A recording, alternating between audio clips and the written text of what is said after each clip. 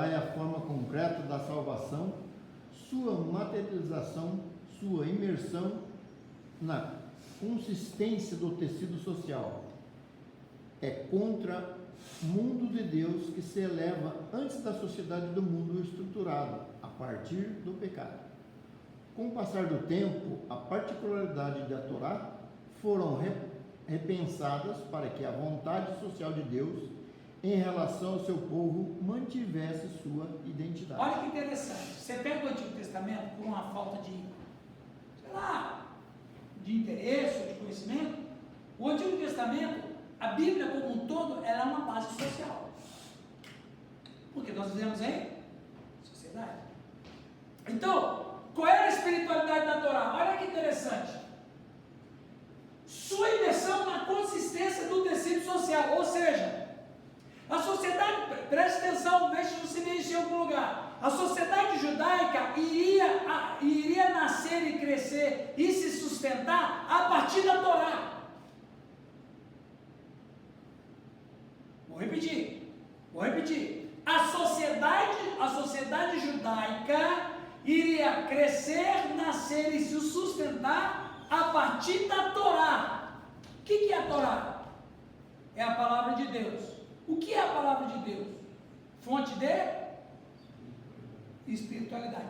Ou seja, Vânia, todas as ações dos judeus, todas as ações do empregador, do empregado, do chefe de família, da criança, da escola, da faculdade, dos serviços públicos, do trato social, da distribuição de riqueza, de todos os temas sociais que envolvem qualquer sociedade, toda a teia social judaica iria se edificar a partir da Torá. Ou seja, toda sociedade, todo rito social tem uma espiritualidade. Por exemplo, a sociedade brasileira. A sociedade brasileira também é uma espiritualidade.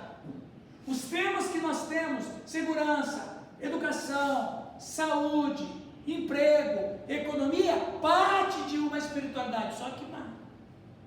Qual é a espiritualidade vigente na sociedade brasileira hoje? Corrupção. Corrupção é um problema espiritual. Quem é que está tomando conta dos corruptos? O apóstolo Paulo disse em Efésios 6. Forças espirituais do mal. Exatamente. Mas é verdade, todo homem, todo ser humano que está liderando uma teia da sociedade, sendo ele corrupto, ele está servindo a uma espiritualidade do mal. É um ocultismo, é uma forma de ocultismo. Corrupção só é aceita, só é praticada porque tem alguém lá que aceita. Exato. Eu ouvi alguns relatos muito interessantes. Algumas eu acredito e outras eu não acredito, porque eu sei que fonte que foi. Tem gente besta em todo lugar, até na igreja. Mas eu vi de umas fontes de que Brasília é uma espiritualidade pesada. Você já ouviu isso? A espiritualidade em Brasília é pesada. O cristão que tem uma espiritualidade sensível, chega em Brasília, ele sente um peso. É como se Brasília estivesse vivendo debaixo de uma nuvem negra. Mas é assim, né? Um pastor, a gente conversou há bastante tempo da época, há uns 20 anos atrás, morava em Ceilândia, ele contou para nós o que passava ali dentro da... Não é encruzilhada como a gente vê aqui, em matas, lá nas ruas, espaços, magia negra, saía, tudo isso para ir contra o governo, ou contra o bem do governo. Muito bem, então veja, Brasília, ela é um antro de espiritualidade do mal. Os nossos políticos, de uma maneira majoritariamente falando, são seres do mal. Porque toda maldade emana de quem tem poder. Se ele é uma pessoa que teme a Deus, ele não precisa ser cristão convertido, mas se ele teme a Deus, a espiritualidade dele, nesse sentido, vai canalizar coisa boa. Porque ele está seguindo a Torá.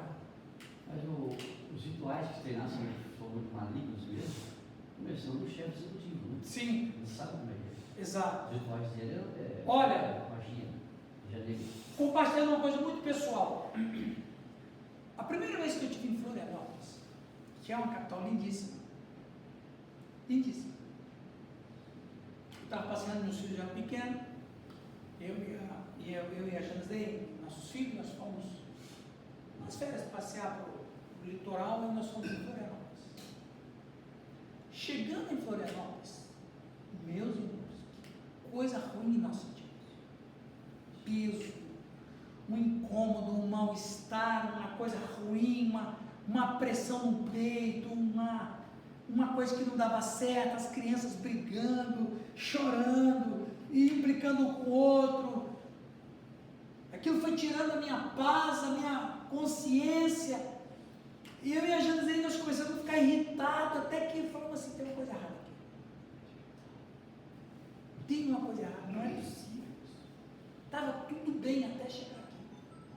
Aí eu pensei assim, falei, Jane, tem uma coisa errada na cidade. Aí dormimos num hotel, no outro dia de manhã nós fomos na praia, eu não sei que praia que foi, uma praia limpa, bonita, água verdinha, as pessoas caminhavam na praia, mas pareciam que eram uns zumbis.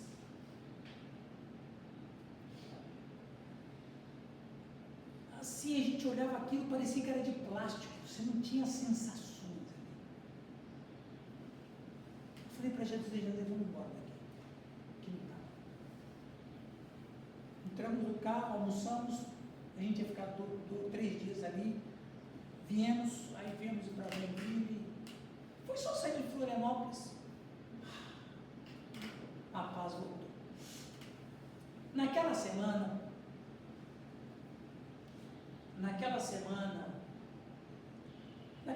mesmo, eu ia aproveitar a viagem, que eu ia para um acampamento em Curitiba. Cheguei em Curitiba, conheci um amigo meu lá, um carioca até. Ô pastor, tudo bom? Tá, tudo bom. Falei, rapaz, eu vim de Florianópolis, cara, mas pensa um troço ruim. A cidade é linda, mas o clima ali é pesadíssimo. Ele falou assim, eu morei em Florianópolis. E de fato é. Aí ele falou, Florianópolis. Ele falou assim, você sabe qual é o apelido de Florianópolis? Você sabe, né? Ilha da Magia. Só que quando você pensa assim, Ilha da Magia, você pensa que magia como uma palavra boa. Sabe aquele negócio? Nossa, foi um momento mágico. Mundo mágico. Então você pensa assim, é Ilha da Magia, como se fosse algo mágico. Não, tipo um momento mágico, né? Lindo. Ou assim, o Fluminense campeão da Libertadores. O Corinthians indo para a segunda divisão está sendo um momento mágico. Vai para a terceira divisão. Então a gente tem a ideia de mágico, uma coisa boa. Quando falava assim, não, Florianópolis é a Ilha da Magia porque ela é bonita, a primeira impressão é essa. Mas de fato é da magia mesmo. Eu não sabia. Esse rapaz falou para mim, ó, os bruxos do mundo inteiro têm Florianópolis como sede. E eles se reúnem uma vez por ano em Florianópolis. Você ficou sabendo isso? E eu não vou dizer aqui, porque esse é um vídeo que vai se popularizar, vai se tornar público, coisas horríveis. Vocês podem imaginar. Coisas horríveis. Aquilo lá, o cosmocrato toma conta daqui. Passado alguns anos, um pastor de uma igreja metodista de Florianópolis, um amigo meu, falou, pastor, você quer pregar aqui na minha igreja? Eu falei, vou voltar para as portas do inferno de novo. Não, eu falei, não, pastor Renan, eu vou sim. Renan Massambani. Eu fui lá. Aí eu falei, rapaz, eu tive aqui uns anos atrás, eu tive uma experiência trágica aqui. Eu falei, não, eu sei que você é pessoa, eu passo. Ele falou, a gente expulsa demônio aqui toda semana. Expulsão de demônio aqui, assim, ninguém mais liga. É comum. Ele falou assim, aqui as igrejas vivem brigando. igreja aqui vive em confusão. Ele falou, aqui, ele falou assim, é terrível, a vida cristã aqui é terrível, a minha igreja sofre. Eu sofro com a minha igreja porque os cristãos sofrem demais aqui. Aí foi botando umas coisas que é impressionante, a espiritualidade do mal ali, sabe? O ocultismo. Vai estar sendo principado, né? Exatamente. E o que? Então, se uma sociedade ela é construída, edificada e mantida numa espiritualidade de Deus, essa é uma sociedade que cresce. Pastor, Sim, Alex. e eu passei essa opressão, senti essa opressão em Bodó, no Maranhão. Vixe, É mesmo? Bodó é a terra dos reis. O que foi? O pastor Cid estava na mesma viagem. É. Quando a gente entrou no município de Bodó, eu senti meus ombros, parece que eles estavam tocando violão, assim. Peso Sim. muito grande, né? E quando a gente saiu da cidade, a gente sentiu o Creio. E para vocês verem, pessoal, os seres espirituais do mal dominam regiões. Isso aqui não é neurose, não, isso aqui é fato. Governo. E todo servo de Deus é malvindo, porque a presença de Deus está com ele. A gente não vê, mas onde nós estamos, fachos de luz nos acompanham. Há fachos de luz onde um cristão esteja. Quando a igreja está, por exemplo, como nós estamos aqui neste momento reunidos, há fachos de luz aqui nesse lugar. Quando a igreja está reunida no culto, há fachos de luz intensa. Onde quer que, é como se fosse assim, você já viu aquelas imagens lindas do Google do planeta Terra à noite? Não vê assim as cidades com as luzes acesas? É como se Deus olha para esse mundo todo em trevas, mas Ele vê os seus filhos, quando Ele vê, pontos de luz. Por isso que de noite, quando está andando a pé, o poste desliga. Você tá É muita luz, né? Não é verdade? Não. Aí, se foi você, não, eu vou explicar. Se foi o Lucas, pastor da nova geração, que o Lucas é o pastor da nova geração, ele usa terno e gravata e tênis branco. O tênis ao estar branco. E não é o tênis de R$70 na promoção, não.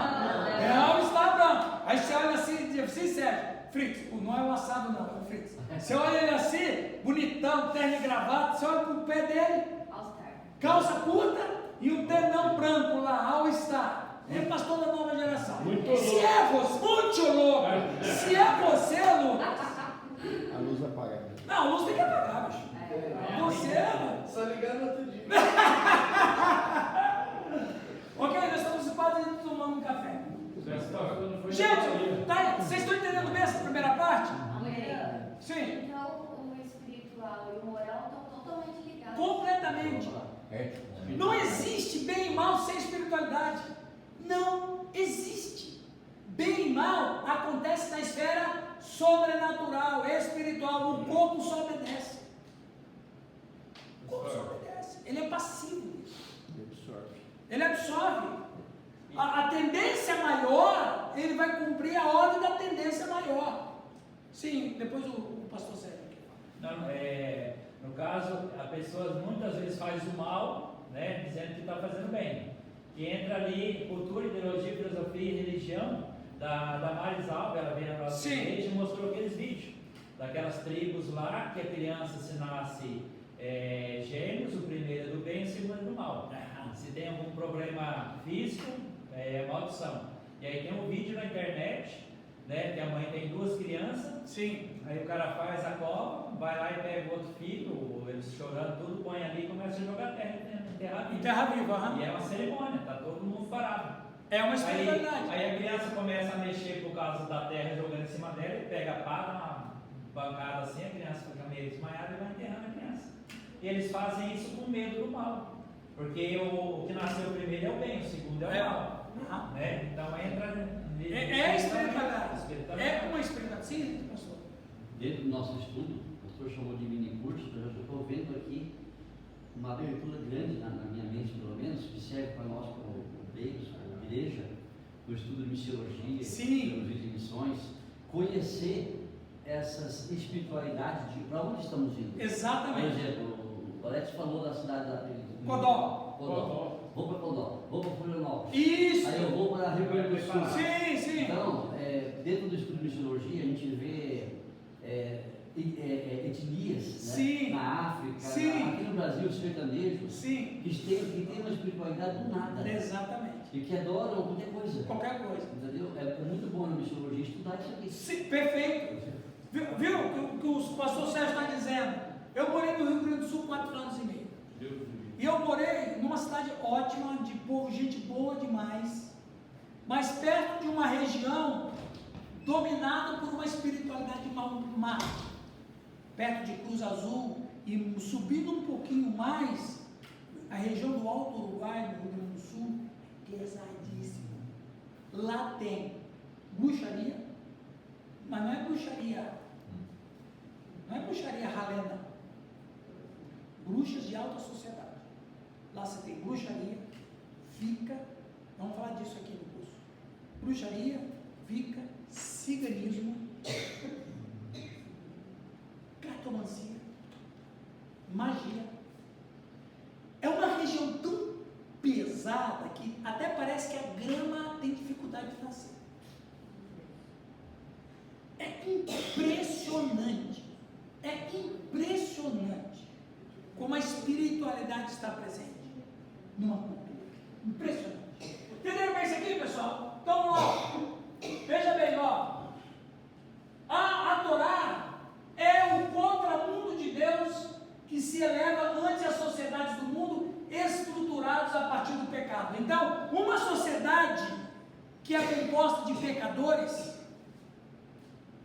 Então, se a gente cria uma sociedade a partir de nós, sendo nós pecadores, nós vamos ser bichos. Então, nós precisamos de um eixo norteador para dirigir a nossa sociedade, que deve ser a palavra de Deus. No caso de Israel, era a Torá. No caso do ser humano, deveria ser os princípios de Deus. Não estou aqui dizendo que o Estado tem que ser religioso, não estou dizendo isso. O Estado é laico, deve ser laico. E deve continuar laico. Porém, isso não significa que quem comande a nação não crê em Deus, é diferente. É totalmente diferente. Então, com o passar do tempo, a particularidade da Torá foram repensadas com a vontade social de Deus. Vontade social de Deus. Você pega no Antigo Testamento, principalmente Levítico, metade das leis que tem lá são leis sociais. Cuidar dos órfãos, das viúvas, do estrangeiro. São leis sociais. Do que não tenha fome. A institucionalização do ano jubileu é para evitar a pobreza. Então, quando você olha as leis, você vê lá as leis morais e as leis sociais. Então, há um princípio de espiritualidade na terra social que Deus criou em Israel. Continuando, para terminar aqui rapidinho.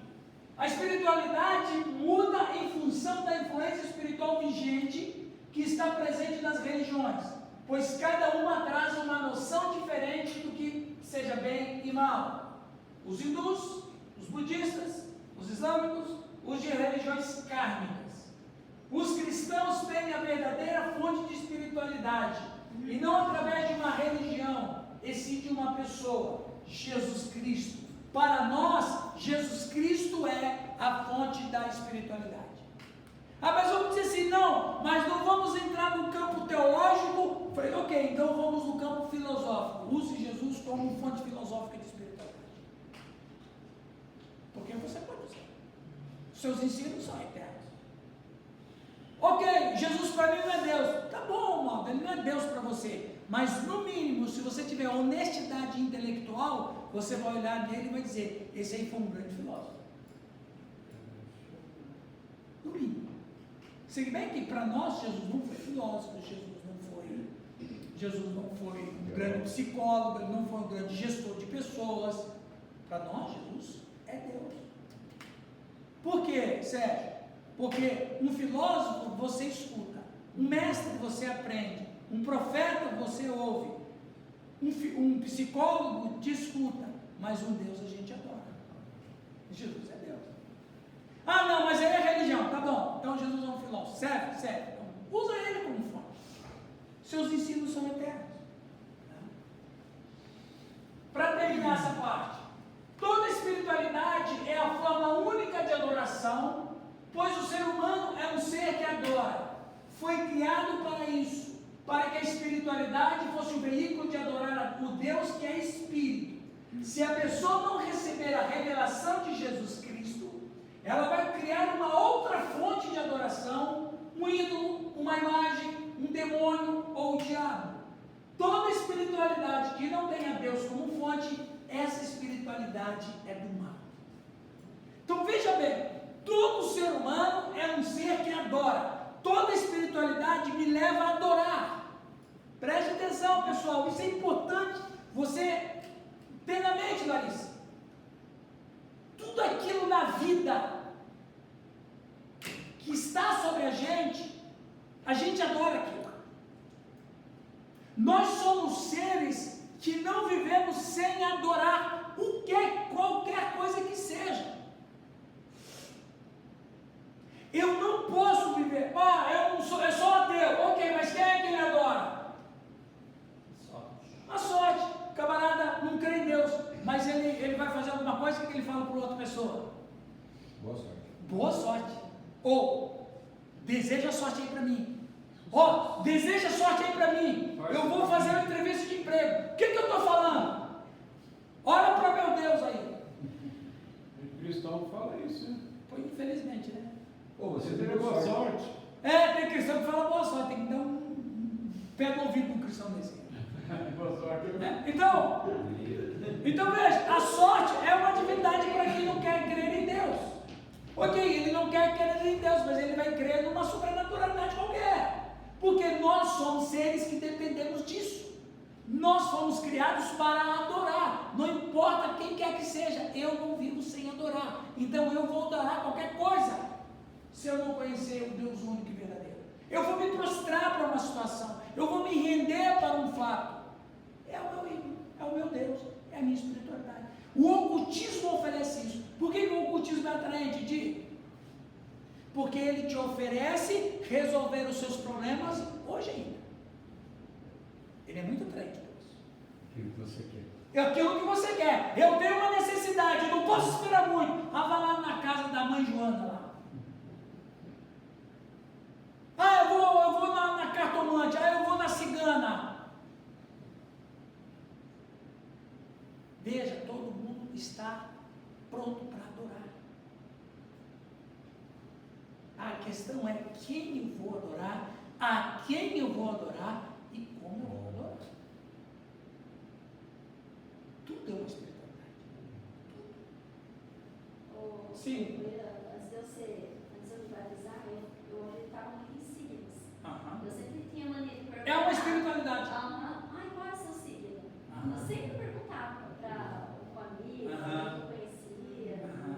Eu tinha muito disso. Então aí alguém fala assim, um dia, qual é o seu signo? Você crê assim, a pessoa sabe que eu sou pastor, né? E que eu sou evangélico, mas tudo bem. Vem cá, você crê em signo? Eu falei, eu creio. Você crê em signo? Eu falei, eu creio, todo mundo deve crer. É mesmo? Eu falei, é. Aí a pessoa, qual é o seu signo? Eu falei, a cruz de Cristo. Porque signo em latim significa o quê? Sinal. Sinal. Não. Signo é sinal em latim. Qual é o seu sinal? O meu sinal é leão, o meu sinal é virgem, o meu sinal é escorpião. Ok? Qual é o seu sinal? A cruz de Cristo. Aí não vale. Então veja. Mas o que ela está falando é que tem muitas pessoas, infelizmente ainda, pessoas na igreja, falando de signo. Qual é a origem do horóscopo? Diz já que você acreditava, você sabe?